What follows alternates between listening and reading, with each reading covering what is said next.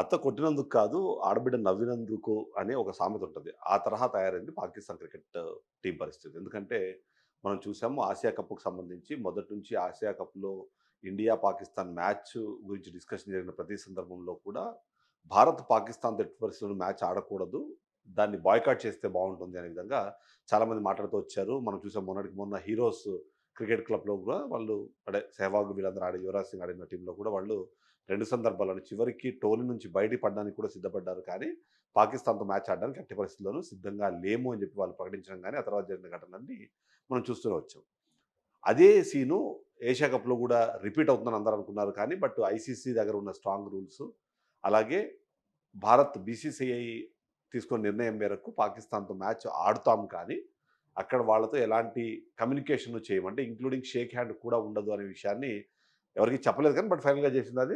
ఫైనల్‌గా సూర్యకుమార్ యాదవ్ గెలిచిన తర్వాత ఏదో విన్నింగ్ కెప్టెను తన స్పీచ్‌లో కూడా మాట్లాడిన మాటలేంటంటే, మొదటిది ఏదైతే ఇవాళ మ్యాచ్ గెలిచామో, ఆ మ్యాచ్‌ని పెహల్గామ్ టెర్రర్ అటాక్‌లో చనిపోయిన కుటుంబ సభ్యులకు మేము అంకితం చేస్తున్నామని చెప్తేనే, ఆ సందర్భంగా పనిచేసిన ఇండియన్ ఆర్మీ గానివ్వండి, ఆఫీసర్లకి, భారత ప్రభుత్వానికి కూడా దీన్ని అంకితం చేసినట్టుగా చెప్పారు. ఈ సందర్భంలో షేక్ హ్యాండ్ ఇవ్వలేదు అన్న విషయానికి సంబంధించి ప్రపంచవ్యాప్తంగా చాలా చర్చలు జరిగాయి. అది స్పోర్ట్స్‌మెన్‌షిప్ కాదని, ఆ స్పిరిట్‌కి విరుద్ధంగా చేశారని చెప్పి అవన్నీ మాట్లాడారు కానీ, భారత కెప్టెన్ మాత్రం చాలా క్లారిటీ ఇచ్చారు ఆ విషయంలో. కొన్ని విషయాలు స్పోర్ట్స్‌మెన్ స్పిరిట్‌కి మించి ఉంటాయి. అది ఖచ్చితంగా దేశభక్తే.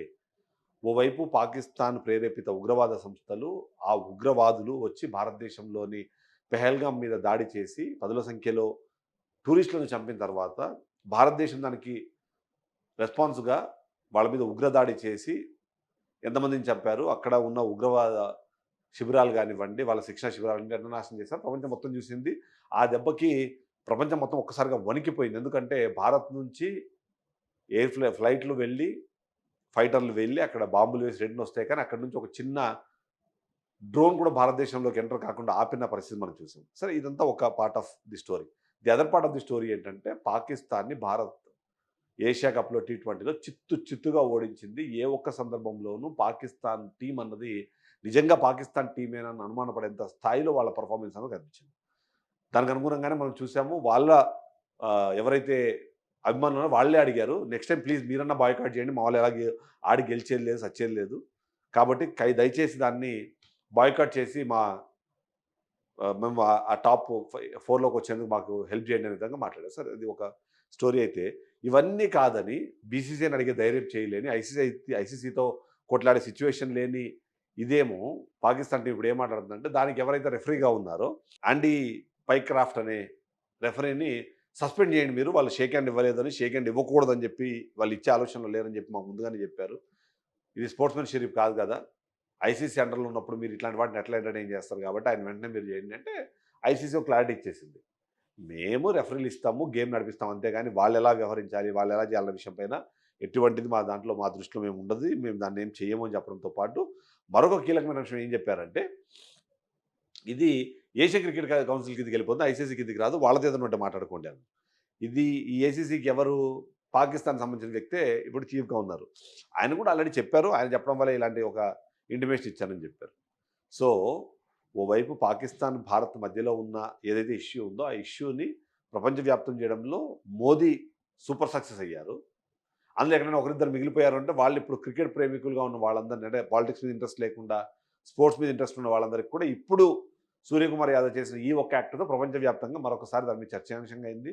ఓడిపోయారు. వీళ్ళు గెలిచారు. సంతోషంలో ఉన్నోళ్ళు సైలెంట్‌గా ఎళ్ళిపోయారు. ఓడిపోయినోళ్ళు సైలెంట్‌గా వచ్చేయాలి గానీ, మాకు షేక్ హ్యాండ్ ఇవ్వలేదు. చిన్న పిల్లలు గదా! నా బల్బం లాక్కున్నాడు అని కంప్లెయింట్ చేసినట్టుగా వీళ్ళు సోషల్ మీడియాలోకి ఎక్కి ప్రతి ఒక్కరు మాట్లాడడము, అఫ్రిది మాట్లాడడము, పాకిస్తాన్ మాజీ క్రికెటర్లందరూ మాట్లాడడం. అసలు స్పోర్ట్స్‌మెన్‌షిప్ కాదు.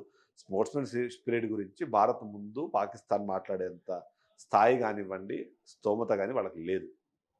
ఆ విషయంలో నిజంగా చెప్పాలంటే ఇవాళ ఐసీసీనే కాదు ప్రపంచవ్యాప్తంగా ఉన్న క్రికెట్‌ని మొత్తాన్ని ఇవాళ శాసిస్తోంది బీసీసీఐ. బీసీసీఐ ఏదైతే వ్యవహరిస్తున్న తీరుందో దాని ద్వారా ఇవాళ ప్రపంచ క్రికెట్‌ని వెతికితే ఐపీఎల్ ద్వారా ప్రపంచంలోని చాలా మంది కొత్త టాలెంట్‌ని తెరపైకి తీసుకొస్తున్నారు. చాలా మందికి జీవితాన్ని ఇవ్వడంతో పాటు వాళ్ళు ఫైనాన్షియల్‌గా వాళ్ళకి ఒక సపోర్టివ్ మెకానిజంని బీసీసీఐ వాళ్ళ క్రియేట్ చేసి నడిపిస్తుంటే దాని గురించి మాట్లాడేంత స్థాయి కానివ్వండి, పరిస్థితి గాని ఉందా?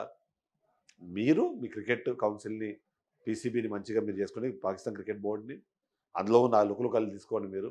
బాబర్ ఆజం సూపర్ స్టార్ అన్నారు. ఇవాళేమో ఆయన క్రికెట్ టీమ్‌లోనే చోటు పరిస్థితి ఏర్పడింది. ఇలాంటివన్నీ ఉన్నప్పుడు వాడి మీద కాన్సంట్రేట్ చేయాలి గానీ, దాన్ని పక్కన పెట్టి క్రికెట్‌ని, పాలిటిక్స్‌ని మిక్స్ చేసి క్రికెట్‌కున్న గౌరవం తగ్గిస్తుందని చెప్పి అఫ్రిది అనేవాడు మాట్లాడతాడు. సరే వాళ్ళెందుకు మాట్లాడడం పక్కన పెడుతుందంటే, ఇప్పటికైనా ఇది ఆపితే, ఈ ఓటమి నుంచి మీరు కనీసం తేరుకొని మిగిలిన మ్యాచ్‌లు పర్ఫెక్ట్‌గా ఆడితే ఏది మీరు యాండీకి పైక్రాఫ్ట్‌ని సస్పెండ్ చేయకపోతే మేము మ్యాచ్ బాయ్‌కాట్ చేస్తాం. మ్యాచ్ బాయ్‌కాట్ చేస్తే ఏమవుతుంది? యూఏకి 2 పాయింట్‌లొస్తే మీరు ఎలాగో ఇంటికి పోతున్నారు. ఈళ్ళని కూడా ఇంటికి తీసుకొని పోతారు. అంతకు మించి ఇంకేం జరిగేది లేదు. ఇండియా ఇప్పటికే సూపర్ 4లోకి ఎంటర్ అయిపోయింది. ఈసారి ఏషియా కప్‌లో టాప్ ఫేవరెట్‌గా ఉన్న టీమ్ ఏదైనా ఉందంటే అది 100% ఇండియానే. ఈసారి ఏషియా ఛాంపియన్‌గా కూడా నిలబడే అవకాశం ఉన్నప్పుడు సో, అటువైపుగా ఆలోచించండి. షేక్ హ్యాండ్ ఇవ్వలేదు.